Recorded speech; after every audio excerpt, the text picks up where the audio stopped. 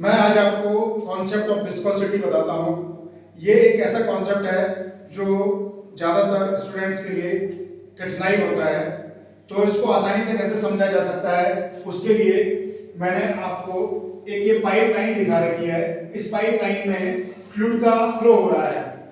तो जो फ्लूइड का फ्लो हो रहा है वो हमारी पहली लेयर जो है, हम ये मान लेते हैं ये लेयर हमारी वॉल के नजदीक है, और इसके बाद एक दूसरी लेयर है जो इस लेयर से थोड़ा ऊपर है, ऐसे तीसरी चौथी इस तरह से लेयर है।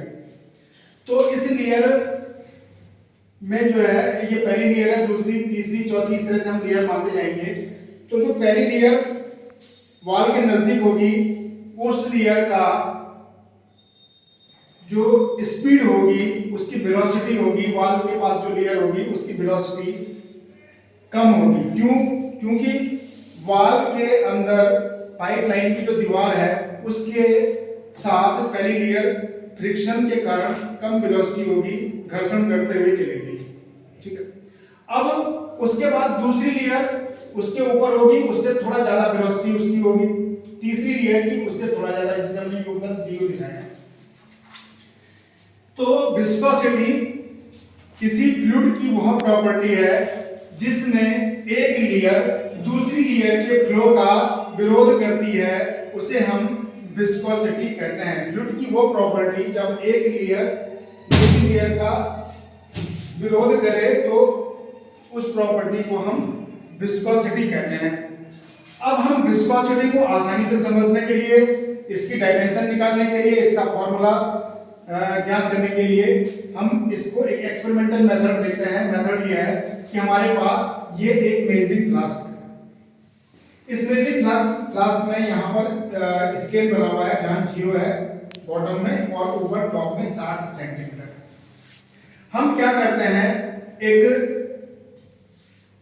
लोहे की गोली ले लेते हैं, जैसे जो छर्रा टाइप का ले लेते हैं, उसका रेडियस मेजर कर लेते हैं, उसकी क्या कर लेते हैं, रेडियस मेजर कर लेते हैं। तो हम मान लेते हैं कि मान लीजिए इस जो एक लोहे की जो छर्रा है, जो गोली है, उसका रेडियस है r।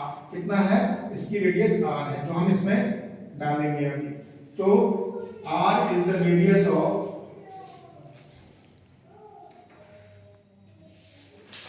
बॉल, और इसकी जब ये यहां से, सपोज हम यहां 30 से इसे 10 तक लेते हैं, तो ये डिस्टेंस हो गई 20। तो यहां से यहां तक जाने के लिए जितना टाइम ये लेगा उस टाइम को हम t से नाप देंगे। तो इसकी वेलोसिटी नाप लेंगे, v is the velocity of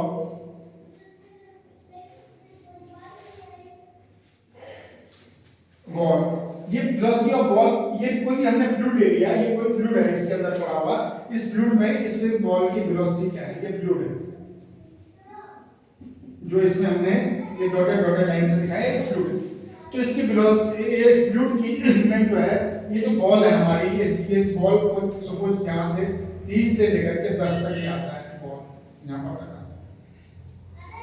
तो ये जो डिस्टेंस इसने कवर करी है यहां से यहां तक की, 30 से लेकर 10 तक की, ये 20 सेंटीमीटर हो गई। ये डिस्टेंस 20 सेंटीमीटर इसने कवर कर ली है बॉल ने। तो भी इसकी वेलोसिटी हम कैसे नापेंगे? भी हम यहाँ पे जब बॉल यहाँ पर हमारी होगी तो हम स्टॉप वॉच को ऑन कर लेंगे, और स्टॉप वॉच ऑन करके हम टाइम स्टार्ट कर देंगे। जैसे ही हमारा ये 10 पे पहुंचे तो हम स्टॉप वॉच को स्टॉप कर देंगे, हमारे पास टाइम आ जाएगा। तो हम जानते हैं वेलोसिटी बराबर क्या होता है, डिस्टेंस अपॉन टाइम, या डिस्प्लेसमेंट अपॉन टाइम, एक ही बात है। तो ये हमने इसकी स्पीड ज्ञात कर लेंगे, बॉल यहां से यहां तक कितनी स्पीड से आ रही है। अब जो हमारा फॉर्मूला होगा वो होगा, अब इस फ्लूइड की विस्कोसिटी सपोज म्यू है, म्यू इज द विस्कोसिटी,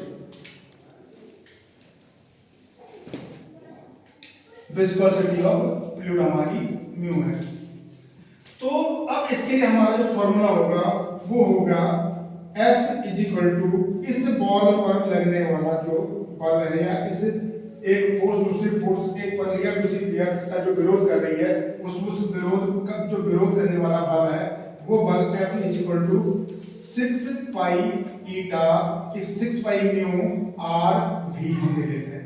तो यहां से हम निकालेंगे म्यू, तो म्यू का मान हो जाएगा हमारा F अपॉन 6 पाई आर भी।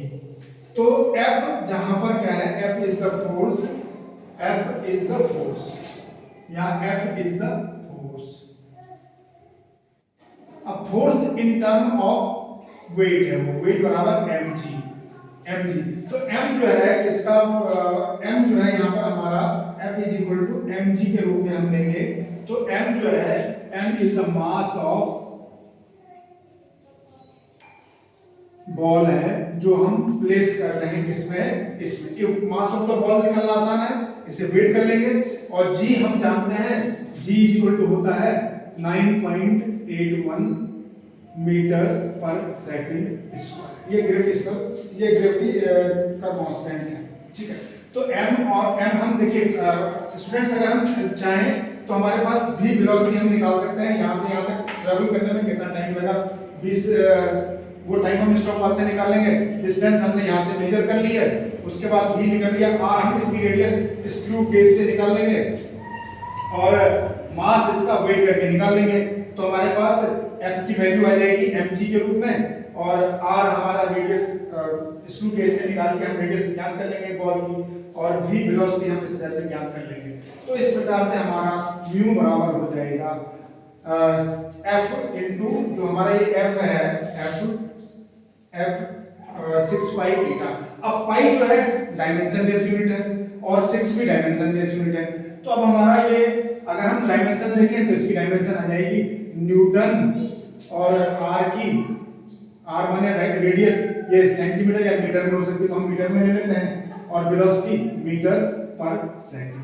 तो अगर म्यू की यूनिट देखेंगे तो हमारी म्यू की यूनिट आ जाएगी newton upon metre square upon second आ जाएगी वेलोसिटी की, ठीक है। अगर मैं इसको एक ही लाइन में लिखूं तो न्यूटन मीटर की पावर -2, और ये आ जाएगा सेकंड, ठीक है। अब अगर मुझे इसकी डायमेंशन लिखनी है तो डायमेंशन कैसे निकालेंगे, तो डायमेंशन निकालने के लिए न्यूटन, पहले हम न्यूटन की देख लेते हैं, न्यूटन की डायमेंशन कैसे निकलेगी। तो न्यूटन माने फोर्स है, तो फोर्स होता है केजी मीटर पर सेकंड स्क्वायर। तो इसको हम कैसे लिख सकते हैं, m, केजी को m, मीटर को l, और सेकंड को t की पावर -2। ये तो फोर्स की यूनिट हो गई।